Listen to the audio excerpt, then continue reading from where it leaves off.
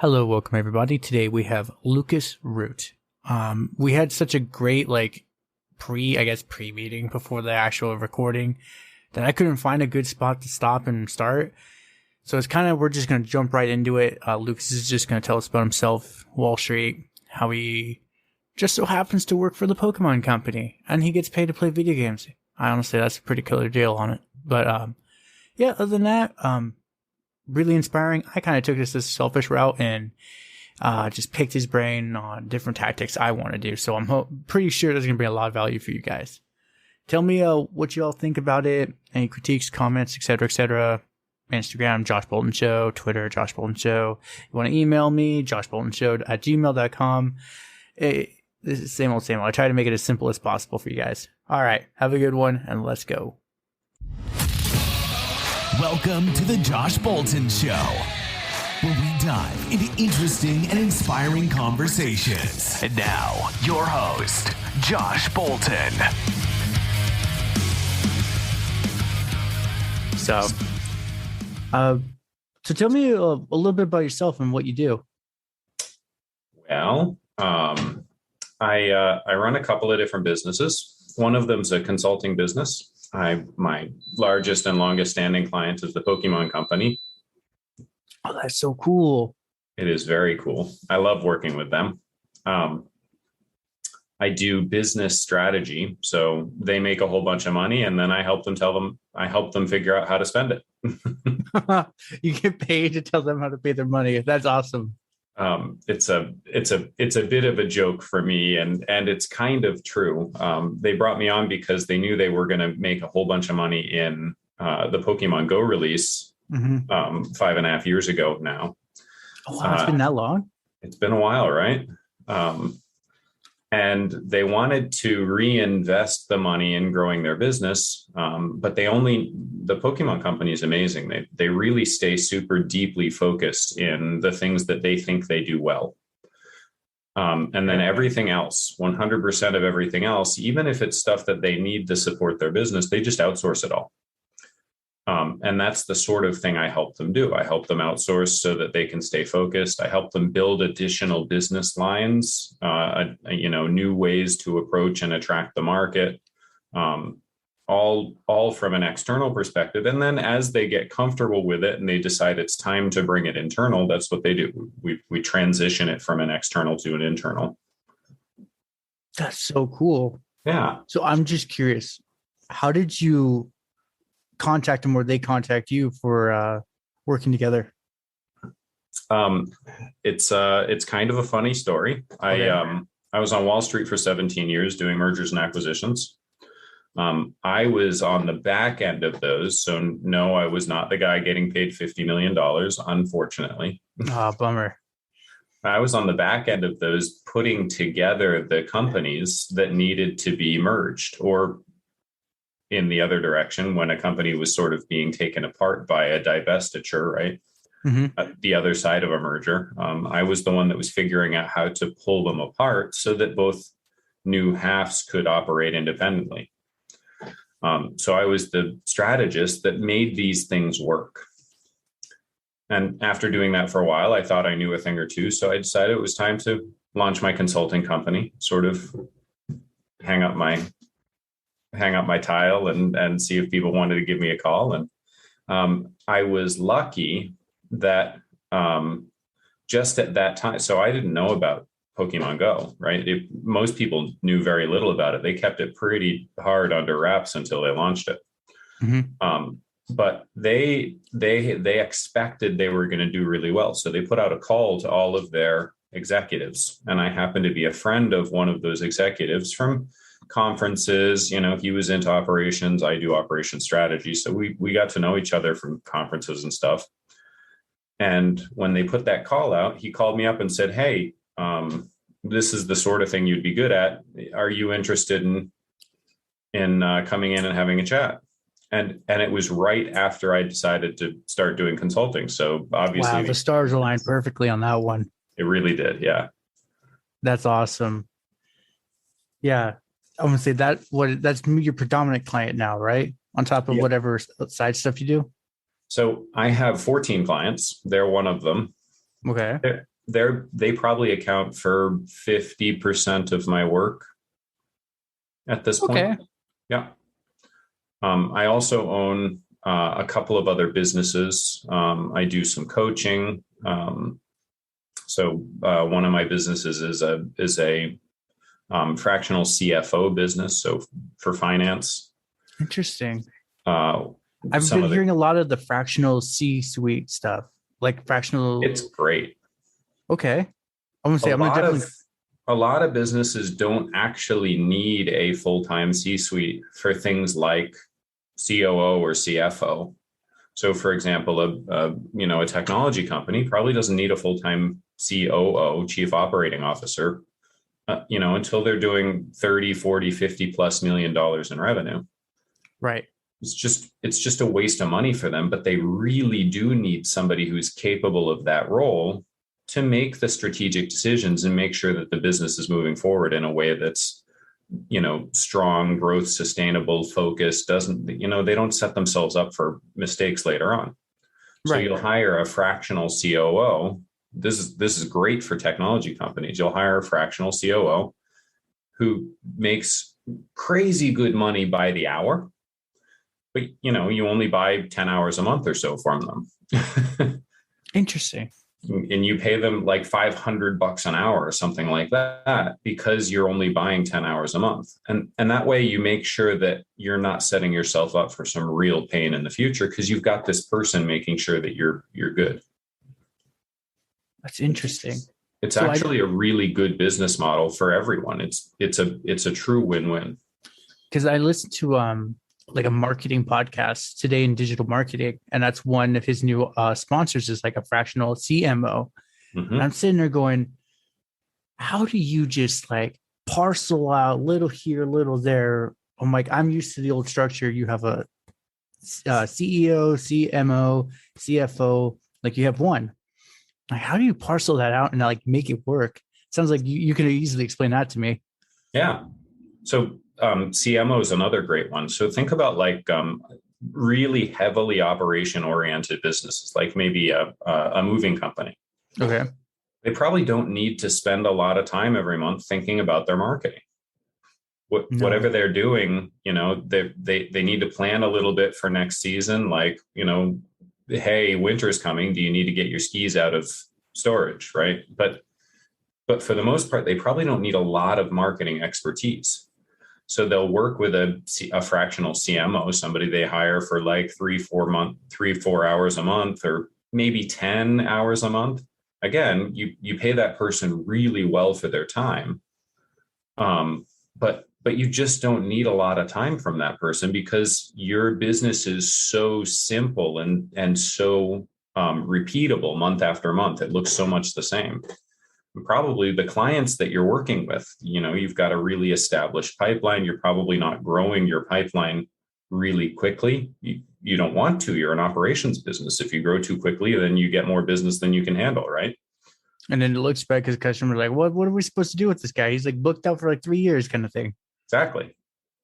So a fractional CMO would be actually a really good choice for, let's say, a million plus to less than 10 million.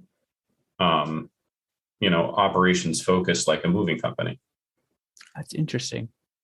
So then let's just say I want to take a swack at this. What is your site that I would sign up and be like, I want to be a chief operating officer kind of thing. I'm very good at logistics and strategy. What would be some of the steps I would need to do? You need to market yourself. Well, yeah. If you're good and you can get some people to give some testimonials, if you're good, once you start marketing, it's going to be simple. Not easy, but simple. Well, yeah.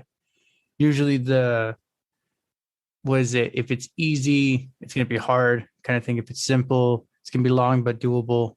Mm-hmm. Something like that. I might have butchered the whole thing. I get what you're saying. Okay. The other's probably sitting there going like, what the hell is Josh going on about? I get what you're saying. Thank you. So, wow, there's so many things to unpack. Do you want me to cut all that out or do you want to keep going? up to you. I kind of like it. It's going to lead up to a lot. Then how about you just introduce yourself properly, Lucas, and we'll get going from there. We're going to have some fun with the editing, right? Yes, we are. Josh, I'm really grateful you had me here on your show. Thank you very much for having me. Oh, it's an absolute honor and a pleasure. Just talking to you earlier, it was just already eye-opening. We're in for a lot today. Yeah, it's going to be a fun conversation. So a little bit about me. I was on Wall Street for 17 years doing mergers and acquisitions. I was the guy in the back who would put the companies together on the back end of a merger. It was great. I got to work with some of the smartest people in the world, like crazy smart, hardworking, really successful. I got to learn everything they knew. After 17 years of that, I decided it was time to launch my consulting business and bring that knowledge to, a lot of different companies, one of whom the Pokemon company I display right here over my shoulder. You have some awesome pictures, honestly. Thank you. I enjoy them. And in addition, so Pokemon Company allows me to do some really amazing things like mentoring startup businesses that just can't afford to hire a consultant like me. So I work with startup businesses, and I've been doing that for the past 3 years.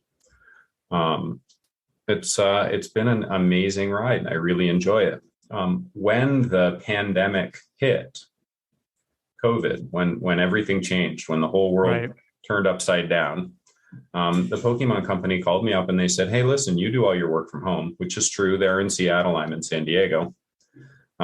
Could you give a presentation to the whole company on how you do your work from home and how you maintain your productivity and effectiveness? I said, yeah, sure. I can do that. It turns out, being on Wall Street, working under crazy, intense deadlines, and launching my own consulting company and working with the Pokemon Company, it turns out that I've actually become very good at working from home, something that I've built up a really strong skill set around. I didn't even know that until they called me up and said, "Hey, you want to help us out a little?" Of course, they're already a client, so I'm not going to say no. That would just be rude. That would just be rude. And so for the past year and a half, I've been, I built a course. It's available online on my website.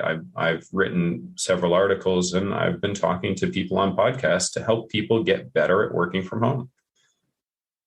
That's awesome. I want to say, where we are now, I would assume most would understand how working from home is, but you never know. There's that second wave. People are now probably going to have to go home that didn't before, kind of thing. Yeah, and people who had full-time jobs and either maintained them through the pandemic and decided they didn't love that work anymore. Yeah. What I like to say to my wife is people are changing their playing field. They're switching from this one to that one. A lot of people are going, you know what, this whole full-time work thing it's just not working for me. I need to find another path. Yeah. And what I'm seeing is the gig market is exploding. People are much more interested in taking gig work where, they'll work on one project for 10 hours or 50 hours or something like that. And they'll sell their time instead of to one single employer. They sell their time in bulk to various different buyers. Which also, like we were mentioning earlier before the record button, was the fractional CMO, COO, CFO. Yep. I want to say, but you can't really fractionalize out a CEO, right? Actually, I think you could. Really? Oh my gosh. That would be interesting right there. Yeah.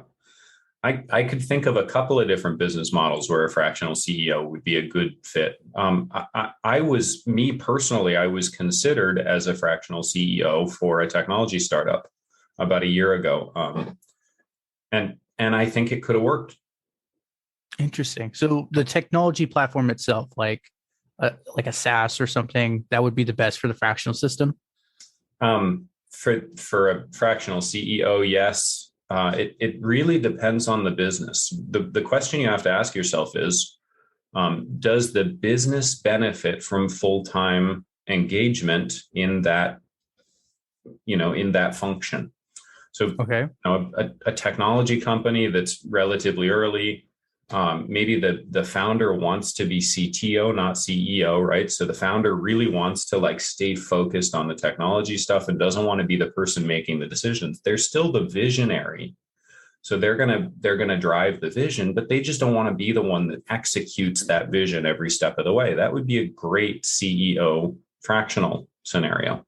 Yeah, because you have the original founder and visionary on the team. You just a smart CEO would just call them up and be like, okay, you started this, you want me to run it, but what am I supposed to do, kind of thing, and they can figure it out.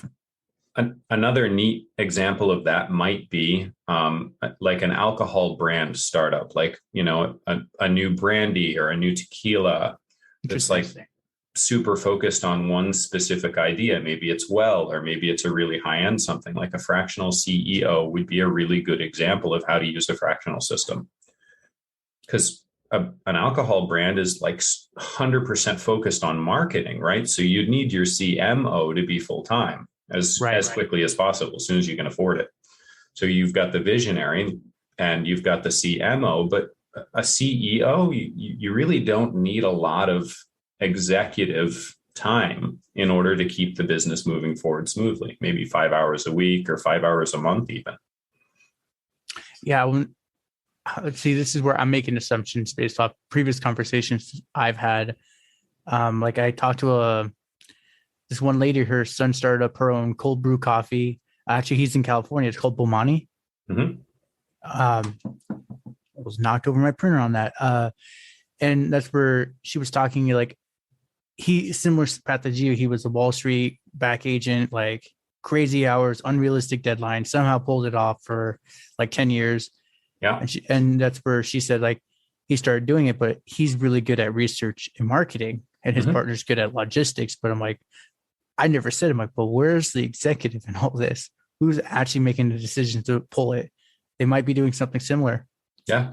It sounds like a great example of a fractional CEO scenario. And maybe that's not the way they're doing it, but I think that would be a good one. Yeah. I'm totally just basing it off assumptions and collecting and talking with other people. I'm like, maybe it's just rational, or maybe they just, the original son that worked the unrealistic hours. It's just like, oh, okay, time to do some big guy stuff kind of thing. They put on a different set of pants. Mm-hmm. The really big boy pants. That's right. So tell me your process for helping mentoring the startup companies. What's the process, and also what are you teaching them? Mm-hmm. So a lot of the same skills that I bring to my consulting clients, I'm bringing those to my advisory clients, but I'm just doing it with much lower level of engagement. So they'll come to me with a problem. I'll tell them how to approach that solution and how I might actually solve that problem myself, right? So for example, one of my clients recently came to me and said, I've got an employee who's stealing from me. Oof. Look, it happens. Yeah, it does. In every single business. It has happened in my own businesses. Yeah. So I said, this one's pretty simple. Now, this particular client, this was somebody who does not like to be the bad guy, doesn't like to have hard conversations, doesn't like to fire people. I was like, this is simple. You have to fire him. The employee was male. You have to fire him. Yeah, because if you don't set a demonstration of you will not stand for this, and the others are going to do it too. That's right. That's 100% correct. Gary V, a polarizing name out there, but he is. But he's right when he says corporate culture, the culture that you build inside your business, is the number one most important thing that you can do. And you can either build a culture that looks to take advantage of you, or you can build a culture that looks to be collaborative and build the business with you. One or the other, they don't coexist. You can't have both. Yeah. And if somebody's stealing, number one, you got to get rid of them. 100%. There's no other way. But number two, you need to spend some time thinking about how you built a culture that made them think it was a good idea to steal from you. And that's a really hard conversation to have with yourself. It is. No, that's one big thing I've learned as I've talked to all the different people through the show is a lot of them actually even told me like we don't like firing people. They're literally their income is relying on me, like, but all at the same time, and I'm like, yeah, I mean, it kind of. I think it was one of them. I said I quoted Art of War. I'm like, if you to truly show you love your soldiers, you must discipline them and then love them afterwards, kind of thing, or something like that. And that's where the guy's like, yeah, I had to learn that after like three people where it's like, if they don't learn, it's like, whatever at this point. So what happened for you that you said someone stole from you? I years ago, one of the first businesses that I started was a real estate investment business, where I actually identified an area in one of the cities that I was in that had an amazing cash flow opportunity, really low cost housing. I could go in and buy the houses, upgrade them so that they were, top quality units for the area, and then put in Section 8 renters. So, one of the biggest issues that landlords have is dealing with renters, but Section 8 are amazing people. If you put together like a really nice upgraded apartment that's high quality, they're going to love you. And they're going to do everything they can to number one, stay in your apartment, and number two, make sure that Section 8, the state pays either all or most of their rent. They're going to do everything they can to make sure that the state pays you. So it's actually a really awesome win-win scenario if you've got good Section 8. Upgrade your units, make sure that it's top quality for the area. Your renters are going to love you. It's amazing. So I did that. I bought a whole bunch of units. I rented them out to Section 8. My property manager was stealing from me. I knew it. I didn't mind. The cash flow business was so strong that it just wasn't. It wasn't impacting my profitability enough for me to discipline him. The problem is, and it's exactly what we're talking about right now, because he got away with it, it escalated. So I learned that lesson a very hard way. What was it? At first, was it like 2-3% of whatever you made? He just kind of took off the top and never said. Yeah. It started small. He was stealing. I had coin op laundry. So he'd just take all of the coins and just say people aren't using the laundry. I knew they were. Like, come on, how stupid do you think I am? That's so, yeah. Oh my God, that's so infuriating, like just frustrating. Yep. And then he started getting the renters to pay some portion of their rent in cash, so that the state portion, it was never in cash. It didn't come through the renters. It was direct deposit. So that never, he couldn't touch that, but he'd get the renters to pay some portion of their rent in cash. That I didn't know until they started moving out, because he was hustling them to raise their cash rent. And I was like, why am I losing good renters? Like, this is, I call them up. I don't know. They found somewhere else. I know that I'm giving good units and most or all of their rent is covered by the state. Why would they find somewhere else to be? Like, this doesn't make any sense. Yeah, if the property manager is hustling them, they're going to be like, I don't want this. Yeah, that's exactly what was happening. Wow. So yeah, I ended up having to fire him, and that was not that I lost a lot of money because of the fact that I didn't know that that's what he was doing, and I was losing renters. So now looking back with hindsight, let's say someone is looking to get the real estate gig going, the coin op, what would be some advice you say looking into a property manager like that? Number one, hire somebody who has a number of clients. I tried to get him to be I was his only client. He's external. He got paid on commission. I tried to get it to the point where I was his only client. I think that was a mistake. Hire somebody who has a number of clients. It's true that they'll split their attention. It is true. And that's a risk that you have to manage. But I think it's better because you have some other people that you can talk to about what's going on in their businesses. Considerate references, or, touching base with someone to make sure that what you're seeing is unique to you or is not unique to you. And then you can address it with them. Okay. Yeah, that's one. I actually looked into getting the real estate biz. I still do not have enough capital for that, but That's one of them. A lot of people have mentioned, like, kind of indirectly. I like how you approached it. Is like to find someone that has a good list but can add you in, kind of Mhm. thing. Because they're too damn busy to even consider like messing with you. Yeah. And then also don't be hands off. I was trying to be hands off, and I think that was a mistake. I think I would have noticed what was going on sooner if I had not been hands off. 100%. Yeah. Yeah. What is like, you have to at least you monitor the pulse. You may not be looking at it, but you just got to be like checking in every so often. Yeah. Do exit interviews with your renters when they're leaving, find out what's going on, find out what you need to improve.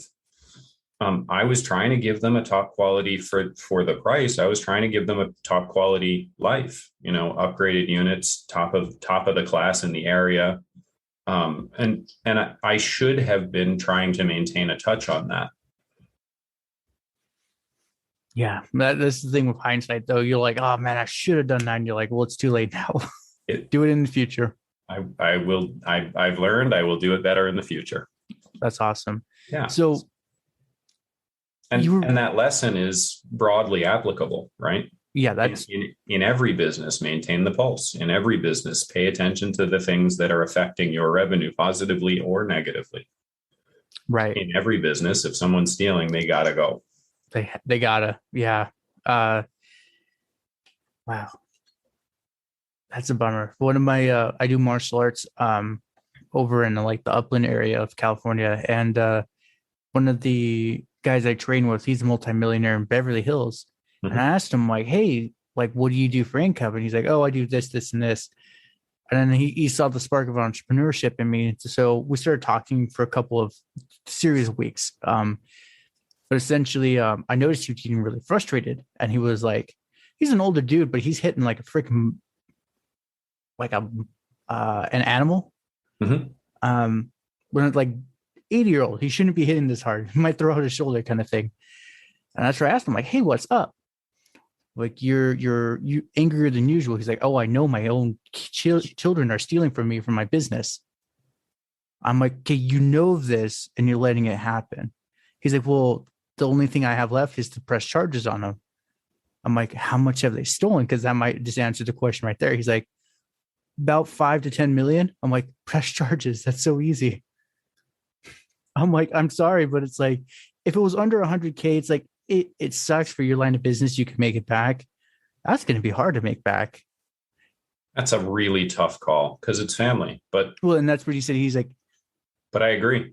I would press charges. I would press charges for their good. And that's what I told him. Like, it's not for you. I said, yes, it helps the bank out and you get all the money, but it also teaches them a lesson. They shouldn't do that in life. You are the father. This could be your final, like, I'm sorry, I'm sending you here, but you got to learn. Yep. So from what I figured out, they went to like arbitration, the side court, and essentially they just settled it, and he gets whatever monthly payments, and he can't skip, even if he files BK, he can't skip his payments kind of thing. So he'll get his money eventually. He's like, it was a hot mess. And I haven't seen him recently, but I'm like, I wonder how he's doing. That's tough. That's a really tough situation. Yeah, mine was much easier. It's just an employee, no family, yeah. Not a friend. Well, for you, it's also, was it more of a freelancer too, right? Yeah. So yeah, that's no harm, no foul. Just cut him off right there. Yep. I could have, and I should have. I let it go too long, and I paid the price. I think, yeah, well, like we were saying earlier, eventually all businesses sadly do go through it. It's the choice to learn from it. Mm-hmm. So I'm just still really curious about the Pokemon Company. You mentioned more to me earlier. What else do you help? You tell them how to strategize and like put their money here. How do you find these people to outsource, kind of thing? Ultimately, that's a big portion of the value that I bring to the companies that I work with. Is I have an enormously broad network of people that I have worked with in the past through Wall Street or coordinated vendor businesses to the businesses I worked with on, back then. Right. And, I do the research and I do the outreach, and I'm pretty good at building relationships. Right. So, yeah, that's what I do. That's awesome. I was Yeah. I was like me over here is thinking like, does he know who the card printer is, kind of thing? Yes. Oh my gosh, that's so cool. Is it America or in Japan? I can't tell you that. Okay, this I'm is the sorry. NDA area. Got it. Yes. I figured you had an NDA like right out of the gate when you were explaining that. I'm like, ooh, this is I'm treading some hard area. Yep. That's cool. But you can ask. It's not a problem that you ask. I'll just tell you. I can't tell you that. Okay, cool. Yeah. So I'm like, where do I go from here now? Yeah. Then I'm curious. This is more just both Pokemon, but in general, do you help them find like a coder or developer too? I could. The Okay. Pokemon company doesn't use me for that. Other companies do. Okay. I have a good friend who had a really cool idea. Reach out to me about a month and a half ago and asked me to help him find a co-founder CTO for his startup. Interesting. And I made a couple of recommendations and some intros, and I think that he's going to be good. Well, I mean, we'll see. It's still early, but yes, I mean that's part of what I do. So let's just say, like at this point in interviews, people are like, well, how do we contact this guy though? What is shameless plug? Where do they get you? So they can be like, I need a CTO too. Yeah. Best place to find me is on my website, lucasroot.com. It has all my contact information, email, cell phone. I got to warn you, I probably am not going to pick up the call. I'm on calls all day, but you could text me, and email is probably the best way to get me. Yeah.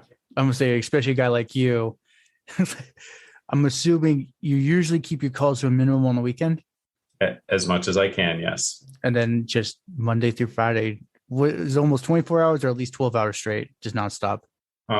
It's quite often 12 hours straight. If you love what you do, people say if you love what you do, you never work a day in your life. That's complete bullshit. Pardon the language. Like, it's all good. There is a threshold at which even the things that you absolutely love become actual work, like actual work. Mm-hmm. But 8 hours straight, 9 hours straight, if you love what you do, that's not hard. Oh, it's not. No, I used to teach martial arts in my younger years out of high school. It's like, oh, I'm going to be a martial artist. I'm going to make my money. That I love teaching the kids. I didn't like the marketing, the planning, the scheduling, the billing, but I like teaching them. I get it. Kind of thing. If the money is good, I mean, it's a gig market world out there. If the money is good, you can get really good marketers for not a lot out of pocket. I mean, they're getting paid well for their time, right, $50-$60 an hour, but you're paying, let's say, $1,000 a month for them to just manage all your marketing and make sure the phone keeps ringing for you. If the money is good, you can get outsourced bookkeeping. So all the bookkeeping gets done, all the client billing gets done, all the, if the money is good, there's an opportunity to outsource all the stuff that you don't want to be doing. I love the gig economy. I really do. I would say you're like, I've had nothing against the gig economy, but it's just one of those. This is also back when I'm like super entrenched in work and I'm like, I can only work this. If I get any extra money, like the IRS is just going to give me a nightmare kind of thing. Now I'm going to realize, like the gig economy, call an accountant and be like, okay, I'm starting to do this. What should I do? Yeah. What should I start writing off kind of thing? Yeah, it's great. It really is fantastic. It is. Yeah, that's cool. So now I'm just asking as like a curious kid. Let's say I'm going to start a business right now and I'm paying you whatever fee. How would I go about, I'm not making that much money. Let's say 500,000 tops. Let's say that's a good year. How would you help me strategize to start sending out gig workers, my fractional CEOs, CMOs, and all that? Start with the stuff that is most important to the business and that you want to, that you're most averse to doing. So not exploit. Explain that. Yeah. Yeah. Bookkeeping's a great example. It's not the only example. Maybe you like to do bookkeeping. In this case, I know that you don't because you already said so, but bookkeeping is a great example. I had an accounting client that I worked with, and I got him to outsource his bookkeeping. That's cool. So wait, Um, was it his personal or all his bookkeeping too? his internal stuff too. What? And now he still does the bookkeeping for his clients, but I was like, your bookkeeping for your own business is not core to your business. It has to be done, but it's not core to your business. Outsource it. Focus your time, focus your energy on servicing your clients. Get this stuff done. It has to be done, but get it done by a vendor, an external person. It blew his mind and increased his profitability instantly. Yeah, because you're running books all the time. You're just like, wait, am I running mine? Am I running my clients? I don't know. Yeah. If you can solely focus on your clients, then you can also slowly, not rudely, increment it up with future clients. Yeah, exactly. By being focused on his clients and client service, he actually got better at his job and was able to charge more. It's exactly what you just said. So figure out what are the things that must be done to run the business. Absolutely must be done. Bookkeeping is a good example. It's not the only one. Figure out in order which are the ones that you are most opposed to doing yourself. Okay. Those things, get them outsourced as quickly as possible. Okay. Yeah, when your cash flow is enough that you personally may not be making money, but you can afford to pay them consistently, so that's when you just outsource it. Yeah. It takes it out of your brain, so you're not spending thought time on it, right? Because even there's work time and there's thought time, and thought time spills over into the rest of your life. You don't stop thinking when you stop working, right? So you need to free your brain of these things that you don't like. Yeah, that's true. Huh. So, okay, let's say it's just a simple moving company. We'll go with that. Should they hire like a virtual assistant in the Philippines to like handle their call center kind of thing or whatever? Or I'm trying to think now. If you got to, now this is important. That's a great question, but this is the answer is nuanced here. This is really important. Sales calls are really, really important to a small business. Right. Those I would tell you are core to your success. So don't outsource them. Okay. Do those for now in the beginning so you can set your roots and then delegate from there. And manage your customers. Make sure that your customers are always happy. Make sure they end your call feeling great about the call that they just had. Customer service calls when you're a small business and growing. Look, nobody likes answering the phone to an irate customer. I can't believe you brought over my couch and it has 2 new scuffs and a rip and a broken leg. Like this, there's nothing fun about that call. No. But it's really important, just like I talked about before with my real estate business, is really important to maintain a touch on the pulse of those things, the places that you're losing money and your opportunity to make a customer experience go from negative to positive. Your outsourced people in the Philippines, they're smart, they're hardworking. They are never going to take a bad customer experience and turn it into a good one. It's never going to happen. Only you can do that. Right. So make sure that when you're outsourcing things, it's things that are not core to your business. Okay. Now, if it's a technology startup and the customer is calling in to ask questions about things, and you know that the answer is always going to be the same to that question, you can outsource that. Or like a variable, like a funnel. Eventually it all equals the same thing. Yep. Okay. But if it has an impact on your sales, don't outsource that until you can afford to lose those customers. Okay. I'm loving how you're presenting this to me, because I'm like, I had a certain point was like, let's tell. Oh no, I'm going to ask them really explicit questions.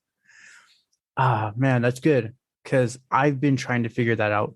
The whole reason I brought up the martial arts is at one point I was making good money, and it was one of those. I guess I had a system in place but I took my eyes off the ball for just like one day and it all fell apart. And that's where I'm like, me looking back with hindsight, I'm like, how could I have fixed that kind of thing?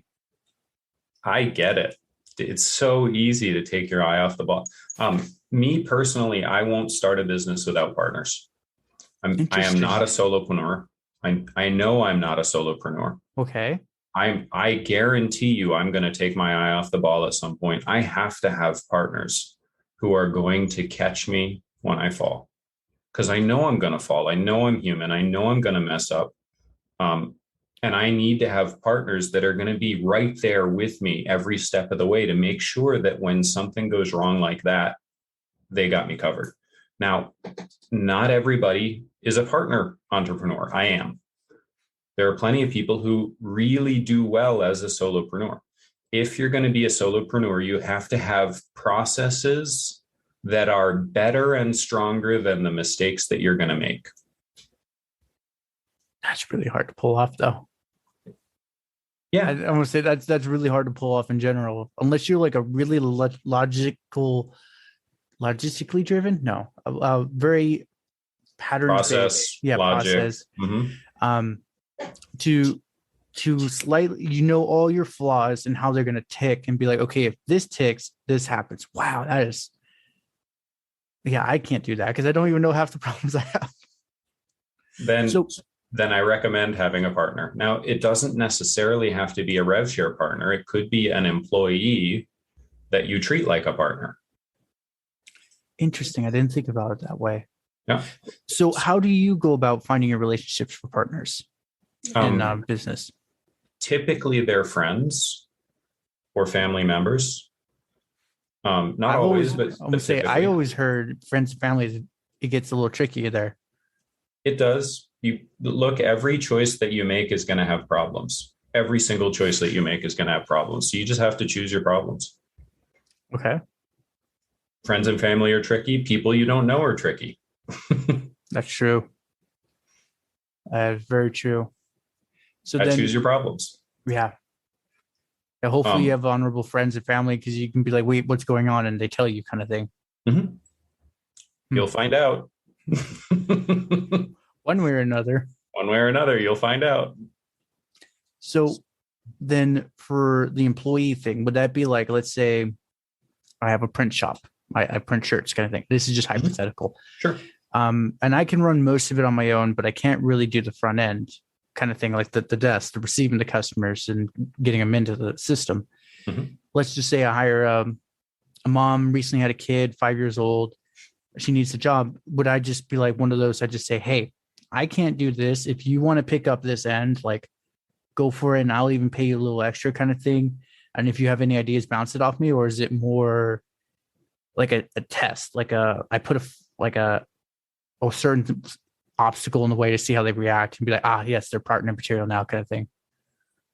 I like to let people grow into the role that they're going to be in. Okay. That doesn't always work. Some people won't grow into a role. Okay. I get that. We'll find out along the way, but I like to let people grow into their role. Okay. So I also am very upfront. I tell people what I expect of them and what I think they're capable of, and I push them towards their capacity. And sometimes that's uncomfortable. For you or for the person? Both. Okay. I was like, wait, how he said it? Wait, is that for you or for them? Yeah, both. It usually works out for me in my life and my relationships. So, okay. I keep doing it. Yeah. I'll say, as long as it's not broken, keep going. Yep. Okay. Interesting. There's so many questions. I'm like trying to keep it straight. So then the fractional, let's just say it's like bootstrap at that point. Let's just say hypothetically, I'm barely pulling in 90K. Is that the point where I just bite it and keep going until I can guarantee whatever? Or is that when I kind of like keep outsourcing the Fiverr and just embrace the gig economy for it? As soon as you can afford it, you should be considering outsourcing some things. And again, go in reverse order. Go in the order of the things that must be done that you hate to do. Got it. soon as you can afford it. Because the more you offload those things that must be done and you hate doing, the more you'll be able to focus on what you personally are great at. Okay. And that's what's going to drive revenue. That's what's going to bring in more customers. That's what's going to make you an attractive business to work with, because you're focused on what you're great at. People love working with other people who are great. Yeah. Yeah. Especially if you're a very strong, inspirational leader with a strong why.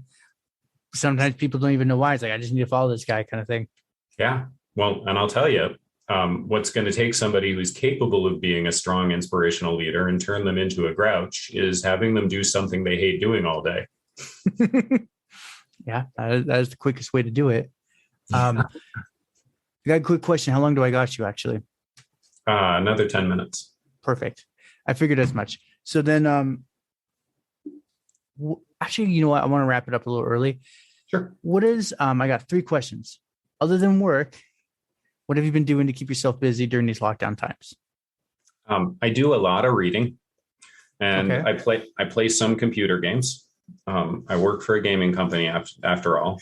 I would say you better play their games. You know, I try not. I'm an addictive personality, and I know I am. So I absolutely can get addicted to games and go down that rabbit hole. And at some point, it will start damaging your life, as it does with mine. So I keep that in mind. That's an example of having processes that are stronger than your mistakes. As I start to put more time into games, I have some things that pop up in my life. Like, hey, you know, you're spending too much time. You got to back off, and I can. Okay. So I read a lot of books. I do some gaming. I have a pretty active local social life with, you know, a handful of really good friends that we meet up at least once a week, sometimes more often. That's awesome. Yeah. Is it just like get coffee, lunch kind of thing? Sometimes, yeah. And, you know, we'll go out and do, you know, boys things and you know, I live in Southern California, so the desert isn't far away, and we'll go just be crazy hooligans out where nobody's going to get hurt. Yeah, I want to say, especially our desert is the best place to do it. Oh, it's great. So someone aspiring to be like you, successful coach, like consultant, working for an awesome company, what are some tips, tricks, or advice you'd give them to start down your path? Number one, figure out what you love and find a way to turn what you love into something that's profitable. Okay. There are lots of ways for everything that you love. There are lots of ways to make money at it. You know, people who love being gamers, you can start up a YouTube channel or a Twitch channel and start talking to customers. YouTube will actually pay you if you have 10,000 or more subscribers. 10,000 subscribers is hard to get, but far from impossible. Yeah. It's a time game at that point. It's a time game and consistency, and you have to be at least decent at talking to your audience, and you have to have your own personality, and people will come to you because you have your own personality, not necessarily because you're smarter than the other person or you do things better than them. It's about personality. YouTube followers are following you because they need to be entertained. Right. Like, yeah. Remember that. They need to be entertained. Yeah. I follow this guy on YouTube. His name's Gray Still Play. Terrible gamer. He's just funny. He just he even knows he's terrible, and he's like, "Oh man, here I go again," kind of thing. Perfect example. So, figure out what you love. Find a way to make that profitable that you're okay with. Start to do that. Start to do the thing that will make the thing that you love profitable. Just start. All the problems that are going to have people get lost in analysis paralysis like crazy. All the problems are going to pop up. Just deal with them as they come. You can. You can. Now, there are some caveats to that. If what you want to do is sell clothes and you want to have a brick and mortar business with customers that walk in the front door, well, when you sign the lease for that new store, you're signing yourself up for some really serious money. So make sure you've got a community that's ready to support you. Yeah. Not just you live in town and there is a community in town. Like, Make sure you have a community that's ready to support you. People that are going to show up and buy from you because you're you. And this goes back to that personality. You got to bring yourself out. You got to make yourself visible. And you have to be you, because that's the only thing about you that's truly unique. No one else can be you. That's true. I've never heard it in that light. Like, it's like the you are only you. And I'm like, it's like that's philosophical. That's great. But like, there's a lot of people that can sound and similarly act to me, kind of thing. So that's awesome. I already mentioned it earlier, but where's everything that people can contact you? Your website, social, email, all that? Yeah. Best place to find me is either on Instagram. My Instagram profile is at LukeRoot, LuCroot, or on my website, lucasroot.com. Awesome. I hope everyone sends you a message just to be like, hey, we saw you on the show, kind of thing. I would love that. Blow my messages up. Yes. All right, Lucas, it's been an absolute honor and a pleasure just to even to sit here for an hour to pick your brain. Yeah, it's been great. Thank you, Josh. Thank you. Well, congratulations. You made it to the end. You're an awesome person. Not many make it here. So, being the awesome person that you are, can you do me one more awesome favor? Can you rate and review this on whatever podcast services you're using? If you do it on Apple and you leave an actual written review, I have a thing on my website. I will take your written review and post it for all to see. Congratulations, you're permanently sealed on my site. Otherwise, I am trying to do YouTube more and live streaming. I will try to put as many of the YouTube links in the description of the show as I can. So give your boy some extra help over on YouTube. Watch my videos. I just mute it and change the channel, change the window or something. But yeah, that's it. Thank you for being awesome, and see you next time.